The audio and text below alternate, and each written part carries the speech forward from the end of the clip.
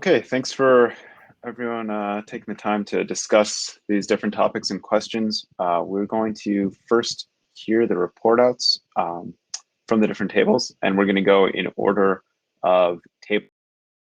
First up, if we can have Leo Blanco Berciel, I apologize if I mispronounced your name, from table 1, which was one of the Insitu technologies tables. Right, thank you. So, well, we discussed everything more or less in the order that the questions, but what we were talking about basically is that we're looking which are the instruments that they will allow us to merge the different technologies together, and especially in the small size fractions between the flow cytometer and the next things, isn't it? And we need then how we know that we need to calibrate the instruments, but maybe this has to be done like side by side, because it's the same thing calibrating in a blue ocean that in an area with a lot of productivity. And then how we can know if what we are seeing in the instrument really is the truth.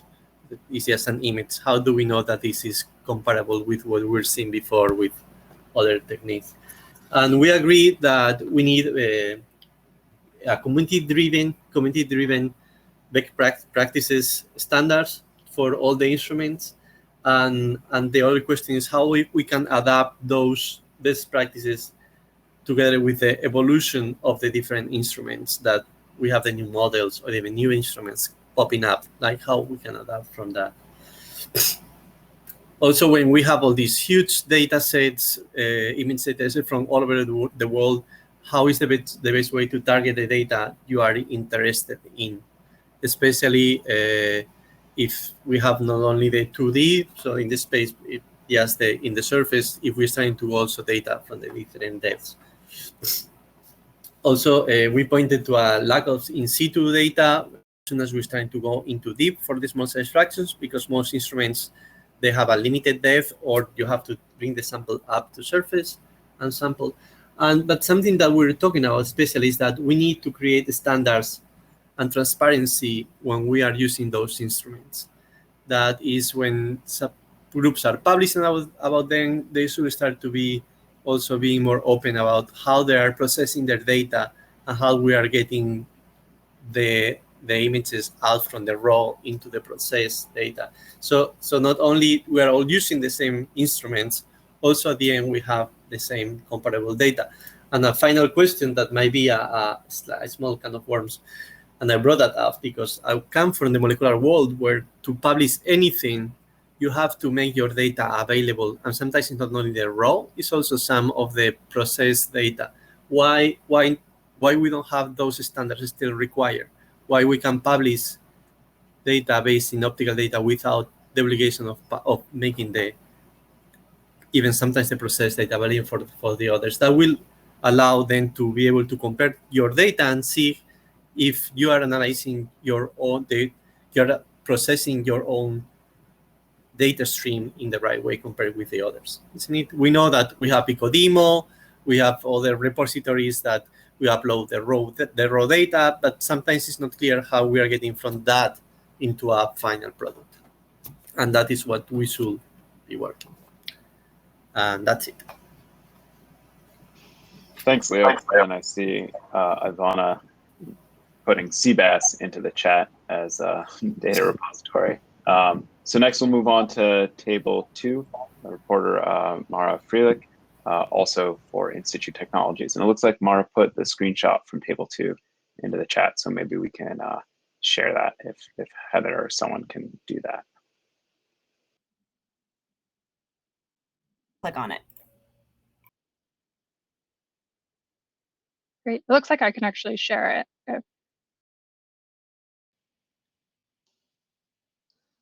Great, yeah, so we had the same set of prompts, and so I won't be too repetitive. We had a very similar discussion.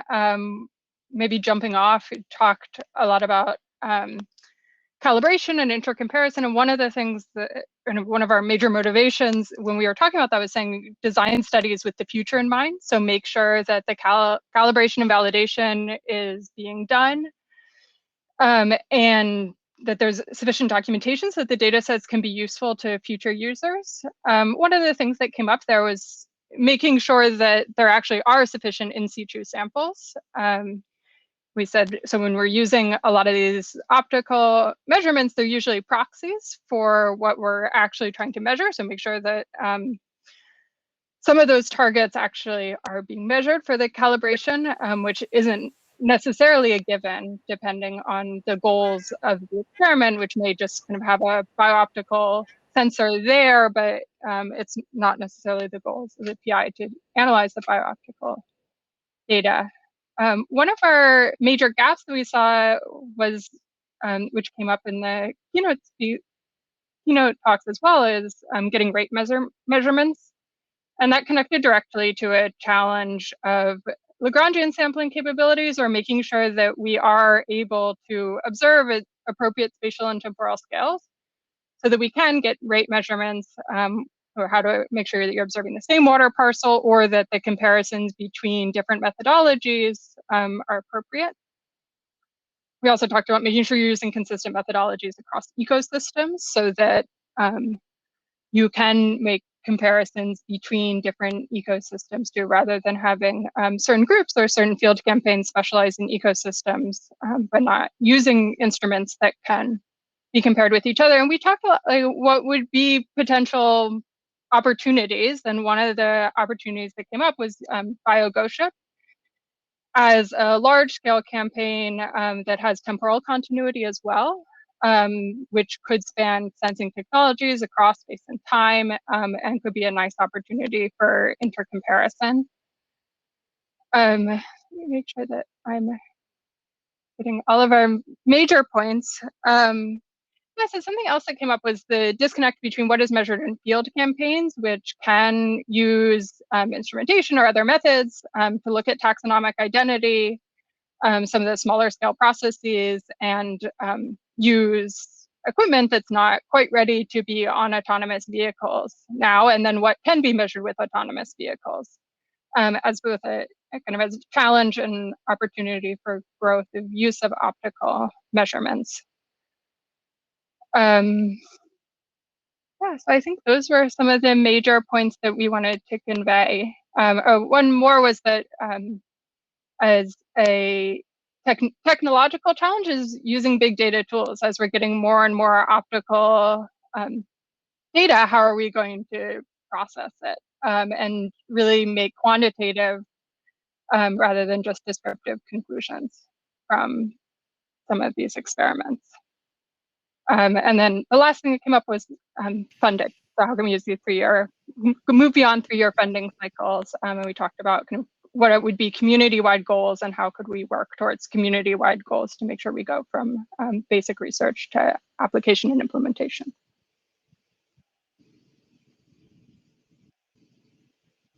Okay, great. Thanks, Mara. And next up, we have Julie Granger for our third and final Insitu Technologies table. Oh, hi.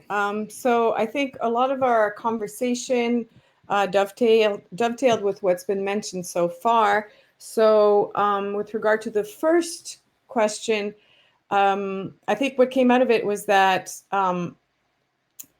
that currently there are not enough observations of the from autonomous data sets. So there's limited coverage, and in order to increase the utility of autonomous coverage, autonomous data, you need more coverage, both temporal and spatial.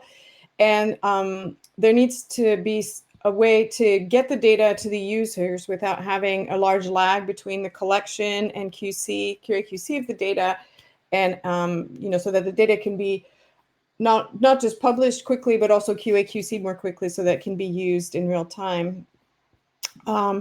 Then with regard to the second question, which I forget what the question was, I have in my notes that fouling is the most difficult problem. I forget what the question was. And also reconciling measurements, so what is measured optically with what is produced at the end. So optical measurements are often converted to what is an observation with different algorithms. So what the measurements are telling you isn't always clear. So then question 3. So question 4, sorry. So but a gap between people who develop the tools and people who use them is that there should be a better explanation of how the tools work and how to calibrate the instruments for newcomers to the field, and also so that people can use the data, having a better understanding of how they're generated and how they're converted to observations. And also perhaps a clear and frank assessment of what is observed and versus what is highly derived for people who are not intimate with the measurements. So again, more clearer protocols and associated with the optical measurements. So, and finally, something that was brought up was that there are tons of data coming online, and there need to be more people that are trained at dealing with these very large data sets, and also that make a product that can be exploited by the community that is interested in a synthetic outcome of these measurements and not so much in delving into the measurements themselves. So that would be a way to increase accessibility and data synthesis for the broader community. So I think we covered a lot of ground, so it's only a snapshot of what we discussed. Great, thanks, Julie. So next up, we have Kara Manning for community use of large data sets. Hi, everybody. Yeah, my mic is on. That's good. Yeah, so we wanted to talk about large data sets and large community programs, which would, of course, include things like exports, but also things like OOI and the Argo arrays. One of the first questions that we talked about is what are we missing in the major field campaigns? And something that was brought up a lot was both fast events and as well as coastal stuff. So there might be opportunities to combine Argo floats in the deep ocean with gliders in the coastal zone. And so one solution is just getting more stuff into the water will reduce the amount of things that we're missing. And then the other is looking at the frequency with which we're sampling. The second question that we talked about is kind of how can we integrate all of this new knowledge that we're getting from optical data to answer kind of fundamental biogeochemical questions, and how can the knowledge from these new data sets be used by a broader scientific community? So not just people who are on the exports team, but people who are outside of the field.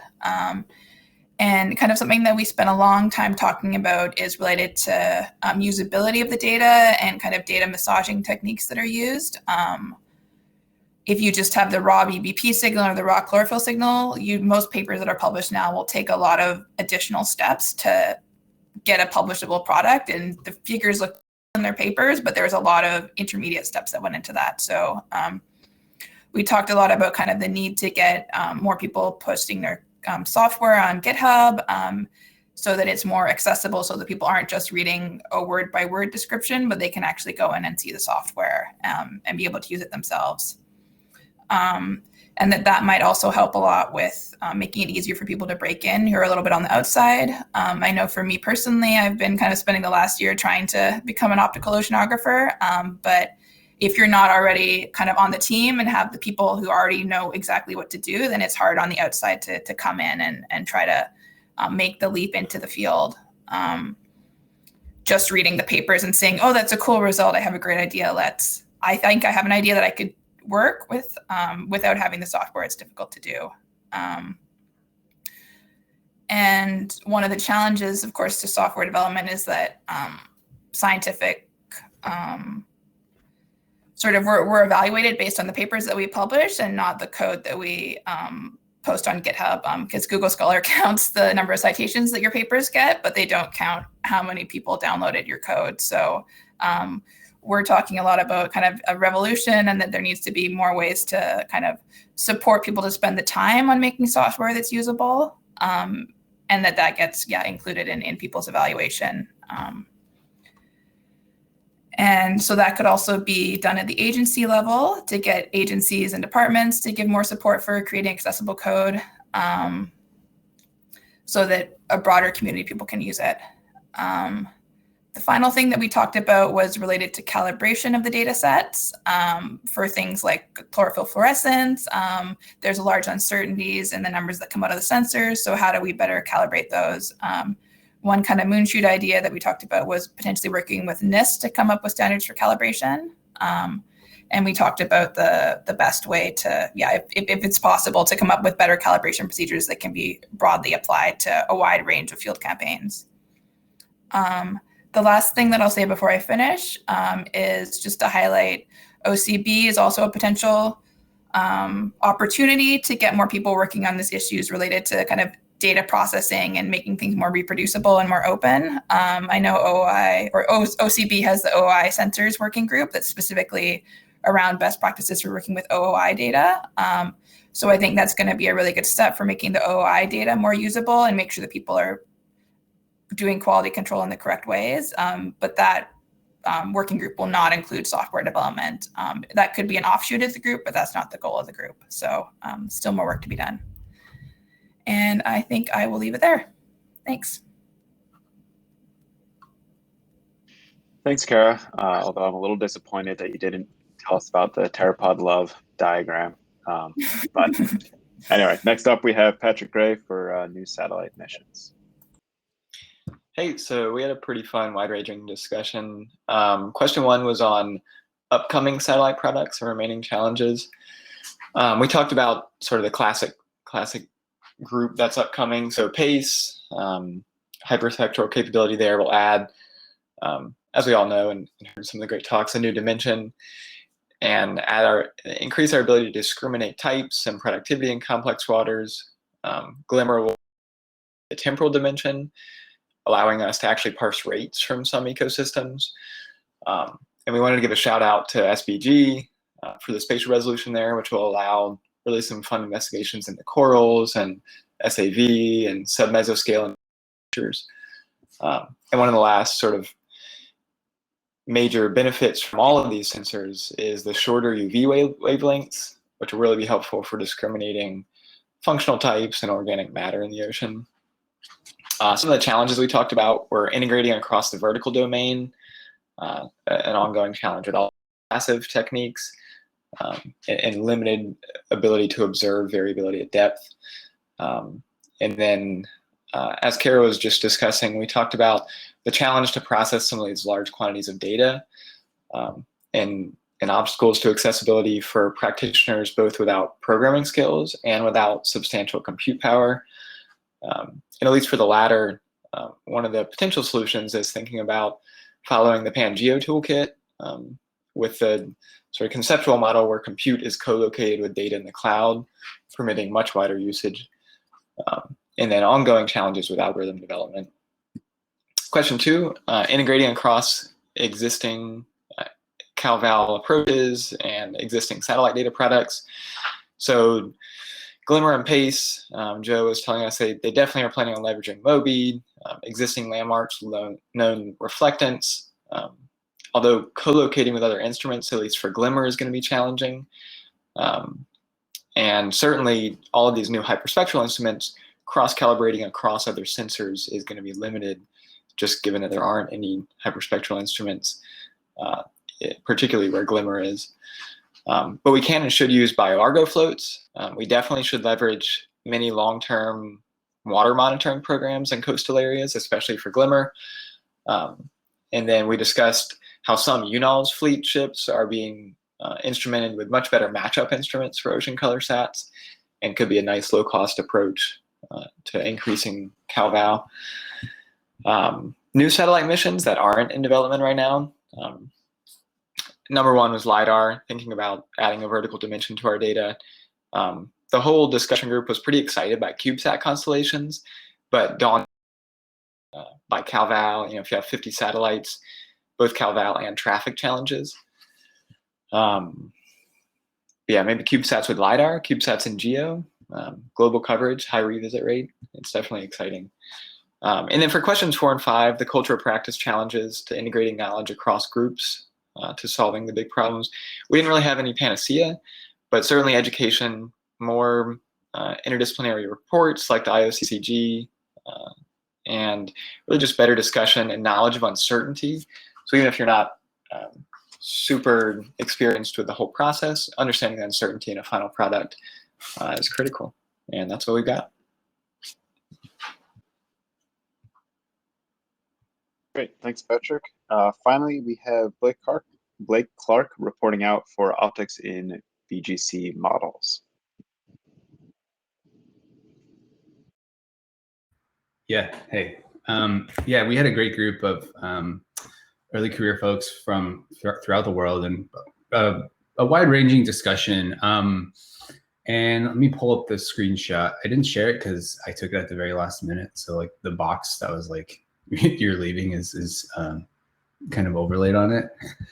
But a couple of the highlights, we initially talked about the big data challenges associated with these as we get new satellites coming online, new in situ data sets, similar to the other groups. And I think it's a challenge, but it's an opportunity. And we talked a lot about how really it comes to training the next generation of younger scientists to be able to utilize this data and utilize it in an efficient manner. The other notable thing that we discussed, sorry, I'm still trying to pull up this screenshot. Too many things on my desktop. Is let me think. We talked a lot about how with these new satellites that are coming online, how data coverage is obviously going to be global, and we have these global circulation models that are predicting really complex biogeochemical processes throughout the world. But that a lot of the in situ data coverage, similar to the other groups, is missing very significant portions of the world, and how international collaboration can sort of help bridge the gaps between these locations, such as tropical places where there might be some historically undersampled places. How international collaboration over the next decade can really help foster and build out these in situ data sets that would be extremely useful for both model validation as well as satellite remote sensing validation, which in turn would improve the reliability of both of those products, and eventually, the predictions of fluxes and rates that we're all looking for. I think that's it. I have to report back. Like I said, we had a really wide-ranging discussion, and yeah, appreciated everybody in the table. Thanks everyone for your report outs. I think now we have time for Q&A. If we can have the speakers back up with their cameras on, and I think the chairs as well.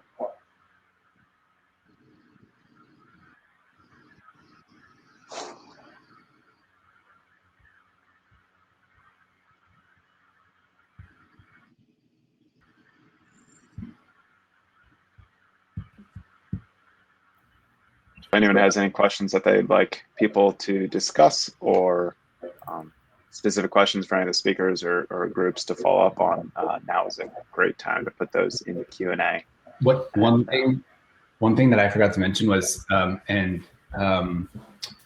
think that Julie talked a little bit about this, was how what's actually being measured with in situ instrumentation, and how that instrument is conveyed through the pipeline, coming from a modeler's perspective, and luckily being put into the lab that is experts at these types of measurements. I have the luxury, I guess, of being able to knock on the person's door next door to know what an ACS does, for instance. But a lot of people don't. And I had no idea what a lot of these measurements actually did before coming into the lab. So now I know where a lot of that information exists, like on the Ocean Ecology Lab website, where they have documentation. But yeah, the sort of how you get to derived products from backscattering, for instance, is really important. If I may connect that stuff, I mean, what I'm hearing is an overarching theme to everybody. There's a lack of transparency. I mean, this is not because we're bitches, but there's a lack of transparency just because I think that the funding that we get supports us only so far. It doesn't support us even to do the full science. And then there's all these tails that we drag with us, which is like a data deposition, software reliability, knowledge, and things like that we're just not funded to do. And I think it rolls back to support quite a lot of our questions. And just by not doing so, we're not being inclusive. And what worries me the most is that the amount of data coming our way, the amount of usage of these technology, it's getting scary to the point that, like you can't throw the stuff in the ocean and just trust what comes back. It's not there. The technology is not there. Probably, I don't know if it will be. And we as a community are not making it clear. And we also are not providing tools, software or knowledge or training or books or whatever to make that easier. So whose responsibility is that? Is that ours as scientists? Like I love OCB to death. I will always going to be in all these places where we can organize these small things, but there's only so much pro bono work that we can all do. I'm lucky that I work at NASA. They will support my work as part of these places where we're going to develop protocols and stuff like that. But it has to be a responsibility of somebody else, as a funding agency or somebody, to fund people's work. There's only so much pro bono work that we can do. And if we do pro bono shit, it's going to take a very long time to do. I know for a fact that NASA is funding a backscattering protocol work that started maybe 7 years ago, and it's not finished because the lead is not paid. And by this time, there's so many new generations of the instrumentation that it's going to be obsolete if it follows the stuff that they discussed about. So, and it can't be just NASA responsibility. I was looking through the list. I'm sorry, is there an NSF program manager here? It can't be just one agency. It's all these agencies. NOAA is funding this stuff. NOAA is using this data. NSF is using this data. NASA is using this data. It can't be just one agency's responsibility. Sorry, I'm going to shut up now. If all the funding I'm on pain pills, so I can, and lost in translation if I said something wrong. And actually, if you noticed on our screen, there was something that said, say you want a revolution. This is where we kind of went, is that like the way that science is currently done is predicated on this sort of competitive model, or at least a lot of the science that is funded and done is based on this competitive model. But we're getting to the point where the data streams are so big, the questions we're answering are so interdisciplinary that it just doesn't make any sense anymore to be doing science in that way. It's like the same conversation people are having about publishing in journals and timelines and things. And if we want to be doing these international efforts, these global analyses, we have these data sets where we need cross comparability amongst all these things. We're going to have to start remembering that in reality, particularly in the ocean system, ecosystems are super collaborative, right? Like things get done when critters work together, and things get done when scientists can work together. And if we can change our funding structures and the way that we prioritize and value science, then I think that was the revolutionary idea. Yeah, and I think that this was discussed across all tables. So it's a recommendation that we can bring to the OCB, so that OCB can bring to the program managers across agencies, as was discussed, for more synthesis efforts and more interdisciplinary efforts in the sense of, focusing on the ocean, but bringing people who use different tools and different methodologies and models, in addition to satellite data, in addition to in situ data sets, data collected as part of many different large field campaign programs, but synthesizing this to address specific hypotheses, going back to, Angel's presentation. So this is definitely a recommendation we can bring to the OCB program and to all the program managers from different agencies. Yeah, but we need classes, we need books, we don't have anything. We don't have, like there's an ocean optics book. It's fantastically written by Kurt Mobley. I don't understand half of it. And I'm like trying to make it. I mean, I don't understand some parts of it. I don't know some parts of it, but that's written for optical oceanographer. It's for optic person. It's not written for optical biogeochemist. We need those kind of books.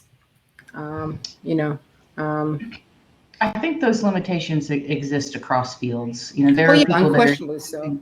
Yeah, that are using omics in ways that maybe are pushing the field too far. And certainly, I think there are some examples where backscatter has been pushed too far, where people are less cognizant of what is actually being measured. But I think at least in every table I sat in, that issue of transparency was key. So was the recognition that we have different metadata or no metadata reporting standards, that we call things different things, that we have different processing routines, different pipelines or lack thereof. Some people are working in MATLAB versus Python versus Excel. And it's challenging, but I mean, I hear you in terms of funding for the synthesis, but I do think that these workshops, Heather's the lead of one of the EarthCube workshops that was trying to think about just how to do this with carbon, right? In an international way. Like, what are our metadata standards? What are our protocols? What do we call it? What do we need to report? What are our calibration coefficients? That's huge, and that's just one parameter, let alone the hyperspectral world that you can get from remote sensing plus in-water optics. So I think these discussions, even though they don't necessarily provide support, might be useful in terms of thinking where we start, right? Because I think that's the question for me, is what needs to be, at what level do we really make this effort? Because we can't do everything all at once. And so what are the low-hanging fruits that would best help these interdisciplinary programs, as well as the new early career oceanographers that are trying to add these tools to their arsenal of weapons to address these key hypotheses in both basic and applied science, that is done in a democratic way and is not $150K for every single tool. Yeah, I don't know. I mean, I didn't want to say anything bad about OCB. I love it, and I think these are really important things. But I just wanted to say that it would be done much faster. The funding agencies step in and just like chip in a teeny tiny bit of money. Like, for example, like I was part of the phytoplankton taxonomy group, and we're done with our report, and there's like a really nice like examples, code, everything, helping you to get the imaging tools collected on IFCB, UEP, whatever, into the databases. So that's a gigantic step, and there's a standardized way and stuff. But and you go and attack each of these things, but you're just saying those things would happen much faster. There's a funding to the appropriate people who can actually produce those kind of things. I don't know how to make it happen. Like I saw a comment here from Sarah saying having more than one provider of each instrument, they become cost prohibitive. Not just that, we can't hold them accountable. That's something that Amy, that we were discussing in our group. If we just have one producer, we can say, oh, you guys' instrument doesn't work really well and blah blah blah, but they're like, okay, go buy it somewhere else, and you cannot. Right. And that's our limit. And until we have a little bit more variability in that space, we're just going to be stuck with instruments saying non-reproducible stuff. And that goes back to the fact that it's being scared. I'm scared because there's like so many of these instruments thrown out currently in the ocean, and they should be saying the same thing, but they're not to start with. And then you start adding natural variability, and without intercalibration and things like that, they're not possible in these robotic observations. I don't know what we're going to do, how we're going to bring them together. Maybe it doesn't matter overall when you look at the annual cycles. I don't know. But the countdown timer has finished. One final piece I wanted to say about that is that people should recognize that those workshops, these things that we're talking about, they're not only open to people who are well established in the field. If you are interested in being in there, get involved, right? That is where we start doing the cutting edge stuff. And it sometimes seems like this closed group of people who know everything there is to know, but all those people started in the same place. So jump in there.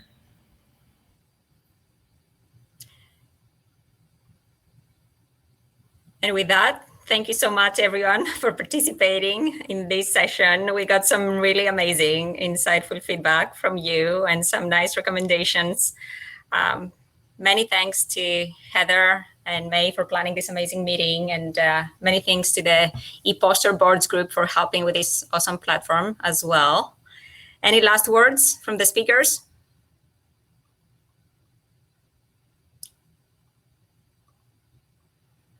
Thank you, everybody. Thank you for inviting us. Time for summer. Awesome. Thank you so much. Thank you.